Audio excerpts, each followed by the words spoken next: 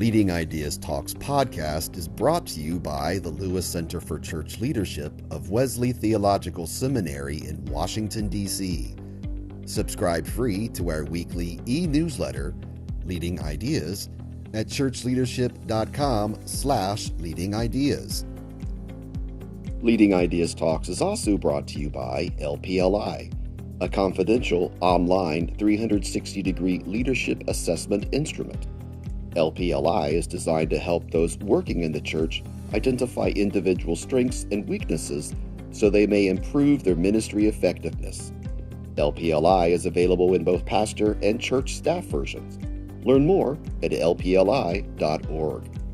And remember, to stay up to date with the latest church leadership strategies and information, please like and subscribe to this channel and click the bell icon to get updates for new videos. How can church leaders lead in such a way that is meaningful, sustainable, interesting, and makes an impact? We discuss everyday leadership with Heidi Brooks, a leadership and organizational behavior expert and senior lecturer in organizational behavior at the Yale School of Management. Welcome to Leading Ideas Talks, a podcast featuring thought leaders and innovative practitioners. I am Jessica Anschutz, the Assistant Director of the Lewis Center for Church Leadership, and I am your host for this Leading Ideas Talk. Joining me is Dr. Heidi Brooks, Senior Lecturer in Organizational Behavior at the Yale School of Management. Her areas of expertise include leadership and organizational behavior. Thank you, Dr. Brooks, for taking the time to speak with me about the subject of one of your most popular classes, Everyday Leadership. Sure. Thanks for inviting me in. So what is everyday leadership? Well, everyday leadership is an acknowledgement that we all can make a difference in the experience of work. In a time post-pandemic, when we're a little bit more sensitive to what is work for and how do I feel about and at work, and what is the experience of work that really makes me feel like work is meaningful and sustainable and interesting and has an impact that's aligned with the kind of legacy that I want to leave. It's a time for us to pay attention to what can we each and all do that creates an experience of work for ourselves and others that we actually want to have. So everyday leadership is for all of us. And of course, if you have a kind of positional authority and you wear a capital L leadership title, your everyday leadership impact is particularly important. So what are some of the principles of everyday leadership? Well, part of the idea of everyday leadership is that it comes from everyday impact. And so saying what you are about is insufficient. It's actually about the impact that you have. So saying that we are a kind culture without actually people feeling like they've been treated kindly is insufficient for everyday leadership. So we're interested in impact more than intention.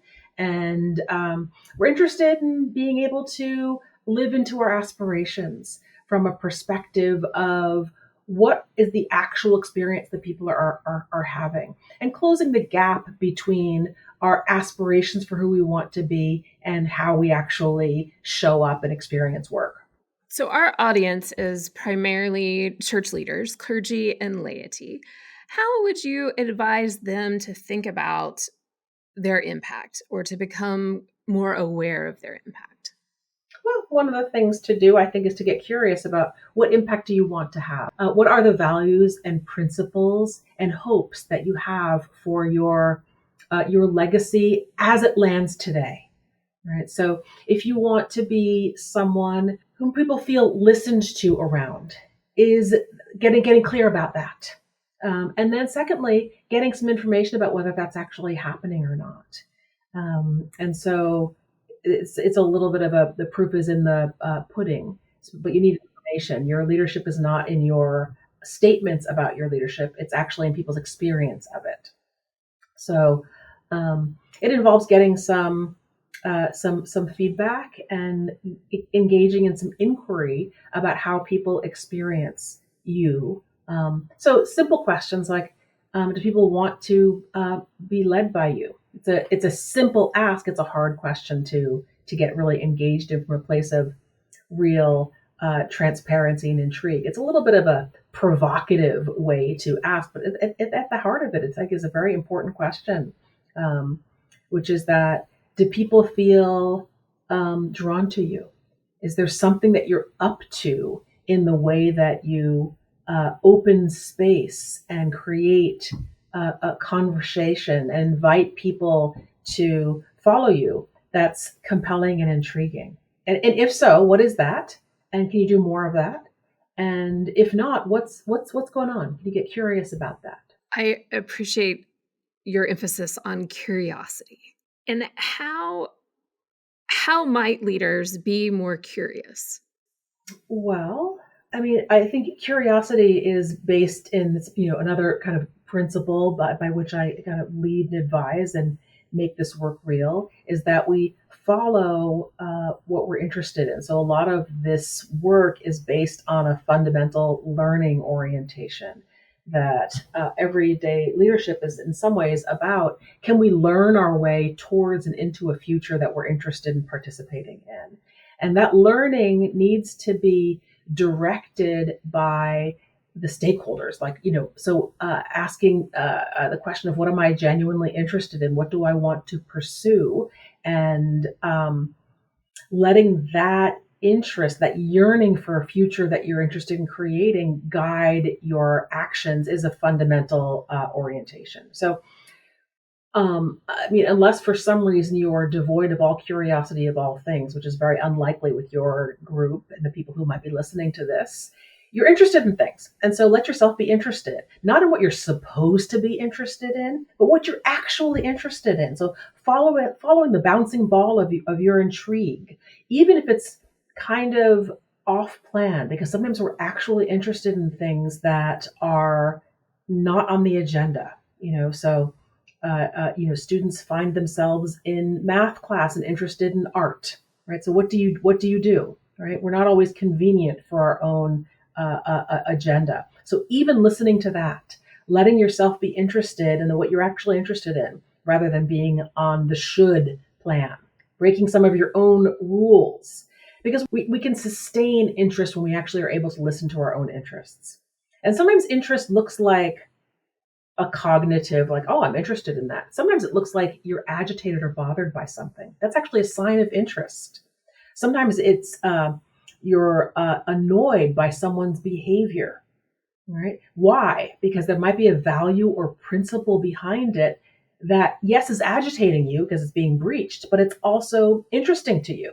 So you can flip it and say, if I'm annoyed by disrespect, maybe I'm deeply interested in dignity. And so you can kind of flip the questions. And, pet peeves are a great place to look for values, because they are the things that are bothering you and that you're bothered by, especially when they're kind of idiosyncratic, are a hint about those things that you're naturally not only most interested in, but perhaps committed to. So, values that are important enough to you to undergo some sacrifice or discomfort are particularly an indication that you're interested beyond the kind of mundane everyday, that you're actually willing to pursue at some personal cost is an indication of a personal value, like a deeper interest. So surface interest might not be, sufficient for the level of learning for provocative questions like, do people want to be led by me?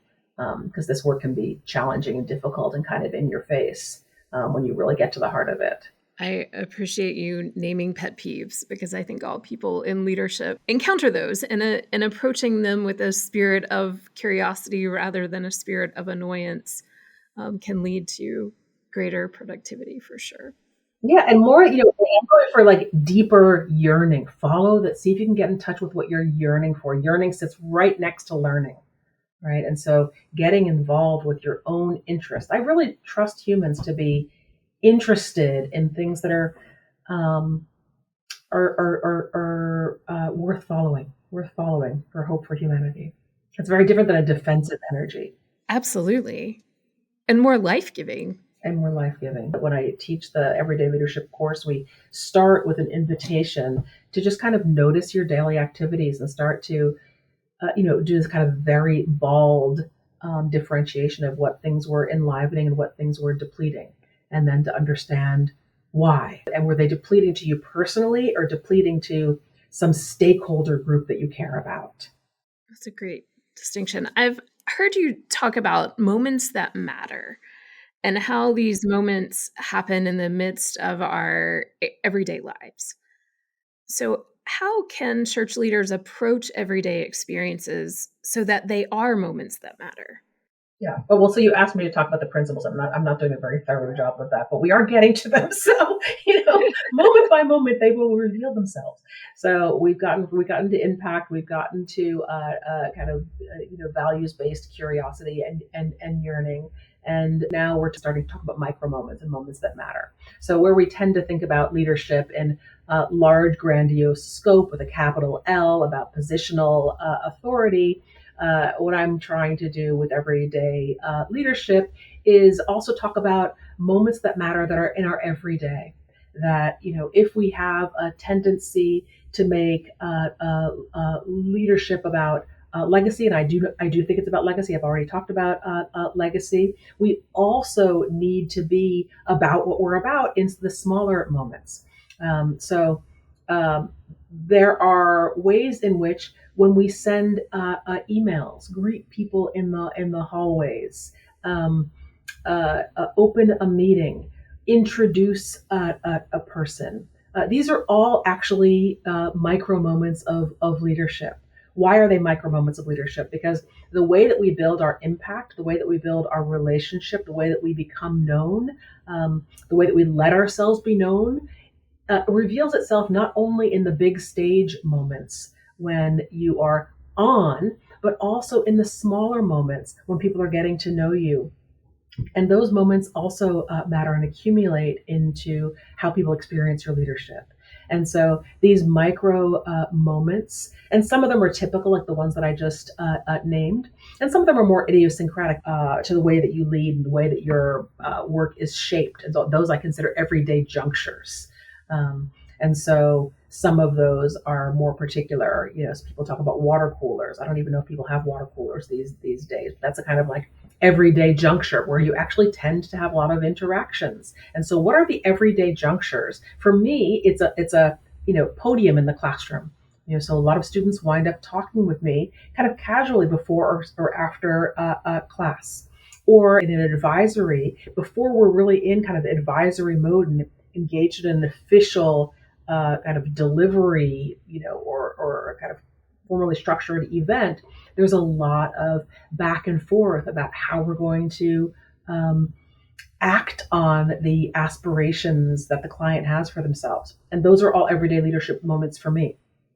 The kind of the contracting and getting to know each other. So as you think about these everyday moments, how can folks start to be more attentive to those moments and their experiences in those moments? So we'll start to fold back. So, a kind of stance of curiosity about your impact can now also be applied here. How did that meeting go? And well, one of the things to do is to not just rely on yourself and to have good questions. That's a thing, but to make it a communal behavior.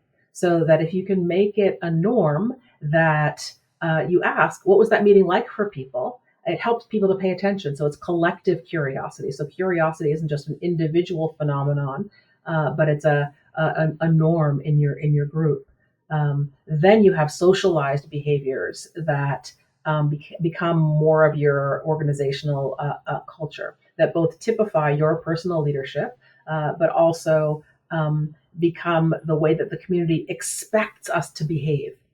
So it's kind of the way that we do things around here becomes your culture and your norm.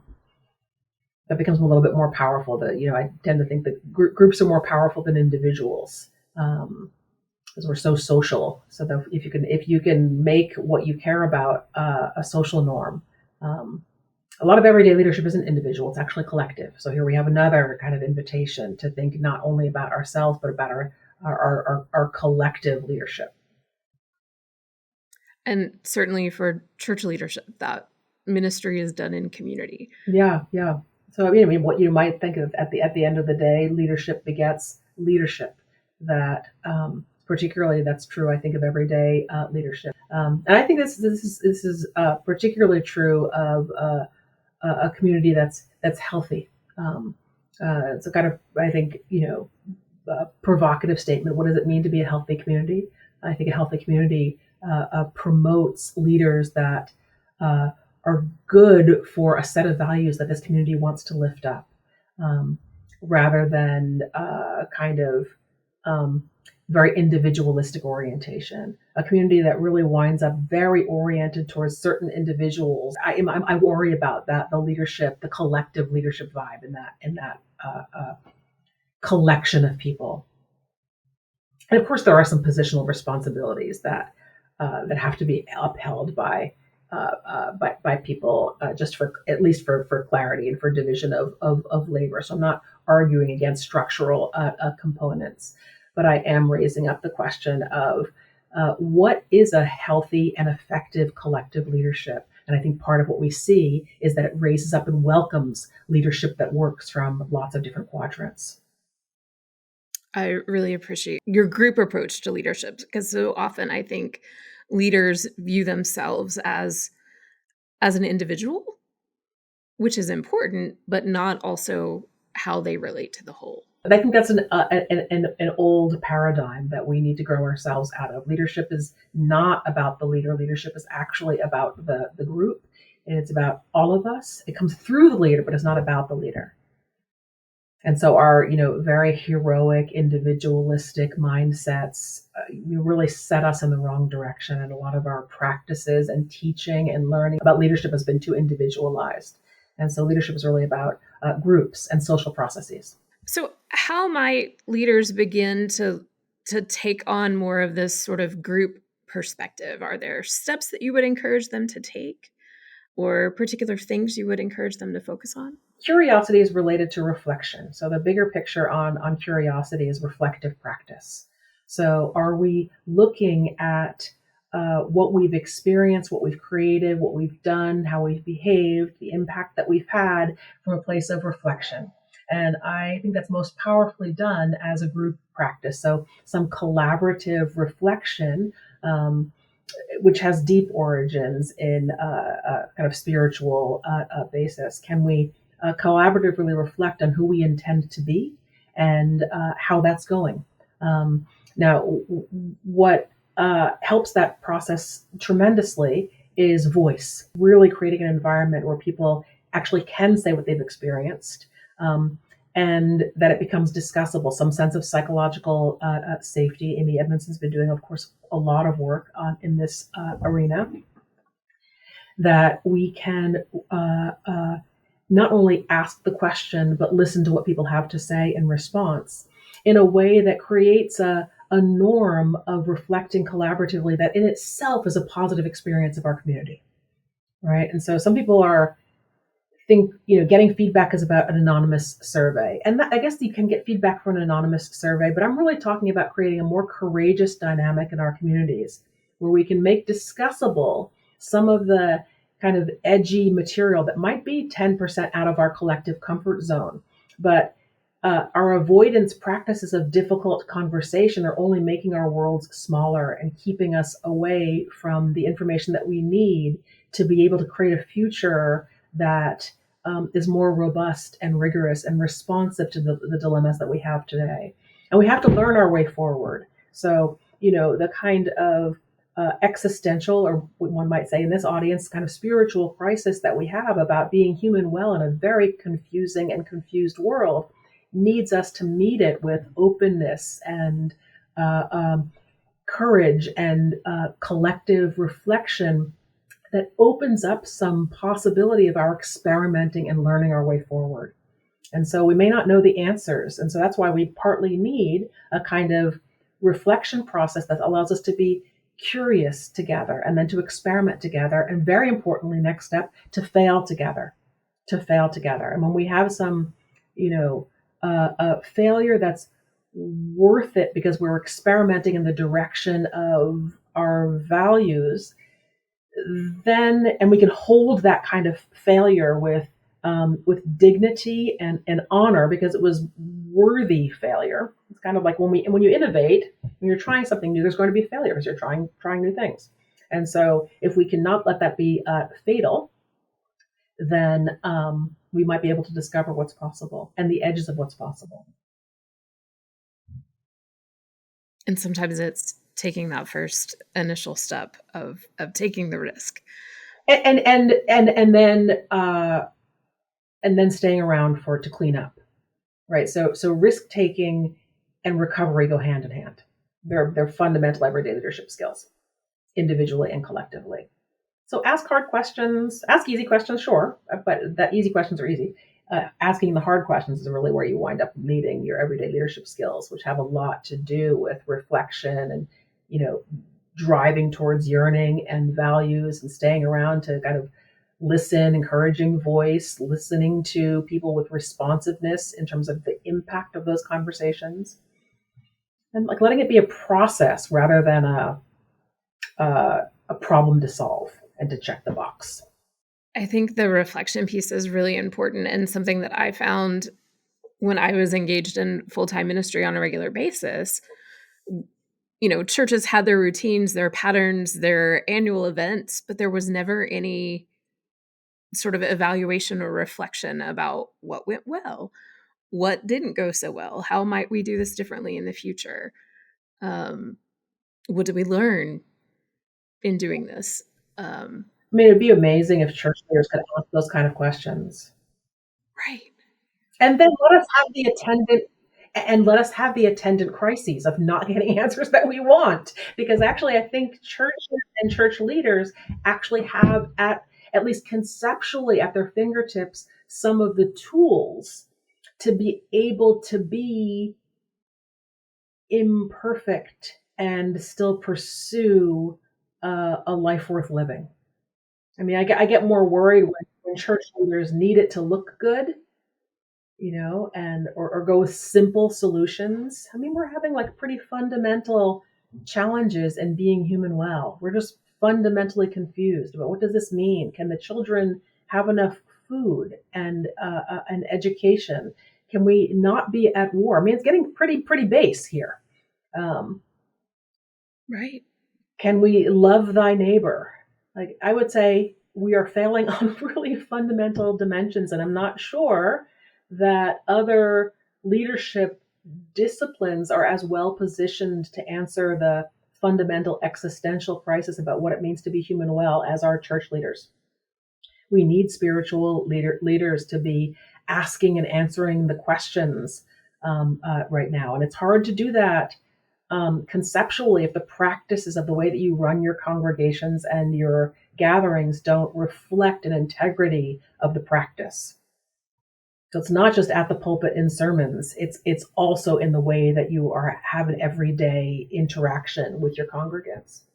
So if folks aren't already doing this work, where do they start?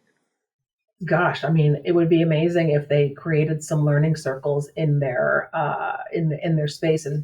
And it's important to know how to do the work well. And so I'm a big fan of finding a learning community where you can, if you're the kind of the leader of this kind of work in your setting, you might need to start by finding an external setting where you can have a powerful experience, so that when you try to come back home and implement the practices, you have a community of practice to go to that pulls out the best of who you are, and where you can take your dilemmas.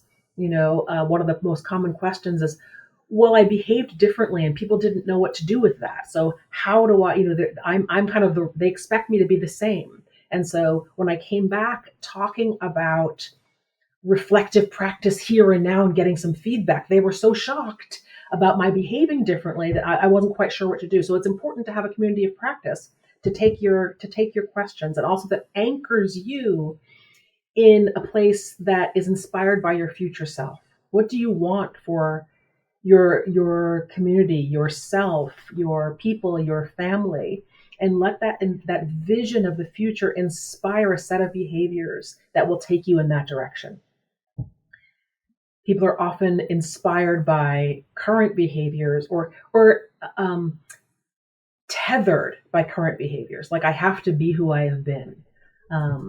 And so it can be difficult to try new things. But actually, trying new things is just, it's just new things. It's just, we can lighten the burden of it. And so a community of practice can really help you to experiment in public, and to be anchored with a version of your best self, and with an aspiration of the future that you can articulate to others. So I'm a big fan of community of practice and journaling, so many things, but it helps to socialize it with your own learning community. And so many things that I think our leaders are using in other ways, Like right? They may be journaling for spiritual reflection, but not on leadership. journaling is such a huge partner to the reflection process. And so to ask questions of what is my impact today is a great journaling topic. And maybe choosing 3 people whom you want to impact, like what was their experience, and getting curious about it. And of course, journaling is not enough because you have ideas of your impact, but the information about your impact actually lies with the other person. So a lot of this needs to be interactive. And so, of course, the other, practice of getting information about your impact from other people is part of what we were talking about. Leadership is social, and so you need information. To the extent that you can actually create conversations where you're getting that information, it's another part of the kind of collaborative reflection process.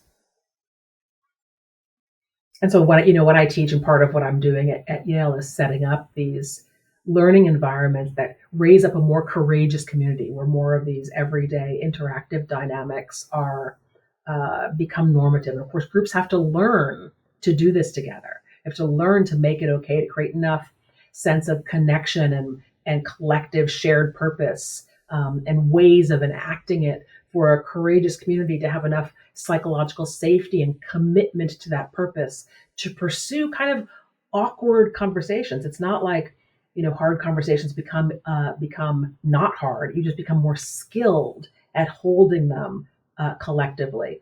And then what would be a hard conversation elsewhere becomes less difficult because the community is more skilled and more courageous and more committed to shared learning and knows how to help each other through.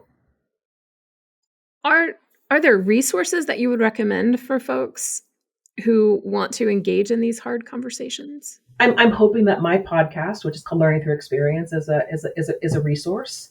Been interested in revealing some of the methodologies behind learning through and from our everyday experience, and how a learning orientation, which I hope is coming through as a real foundational principle in everyday leadership, how learning itself is an approach to leading in confusing and overwhelming times, that we do not know the answer to our future. We've got to have a learning orientation to be able to discover what we really want and how to practice into it.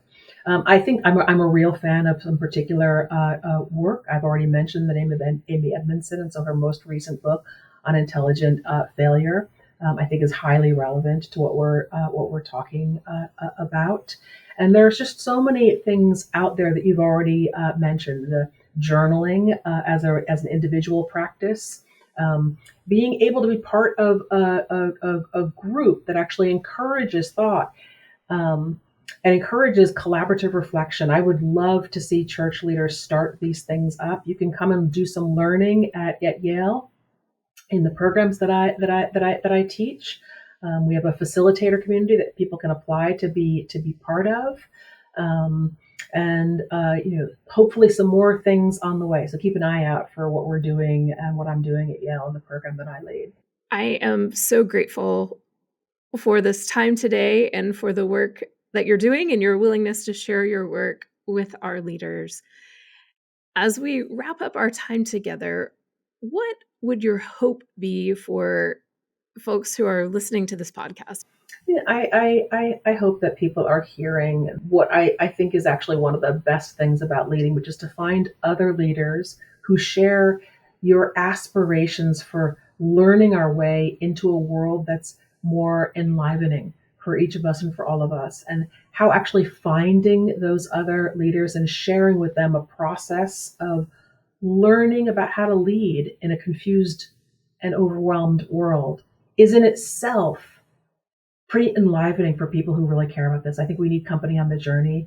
We need to normalize our own learning and striving process. We need for that learning process in itself to not only be accompanied by relevant others, but to kind of encourage us, embolden us to take the work back home and see if we can spread the magic, which is really paradigm shifting and work of great courage. And I don't see how we're possibly going to make our way into a more a livable world with less war and less strife, where we can actually feed the children with bigger hearts and broader minds, without our being able to make that true right here in our own environments, in our own hearts and minds, in our own communities, and here in our own congregations.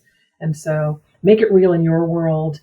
Invite yourself to be part of a more courageous community that's about learning for you. If you can do that with others, then it's more possible that you can do that in your formal and positional authority in your congregation, your church, the way that you gather people. Wonderful. Thank you so much, Dr. Brooks. You're so welcome. Thanks for inviting me and Jessica. Thanks for joining us for Leading Ideas Talks. Please like and subscribe to this channel and click the bell icon to get updates for new videos.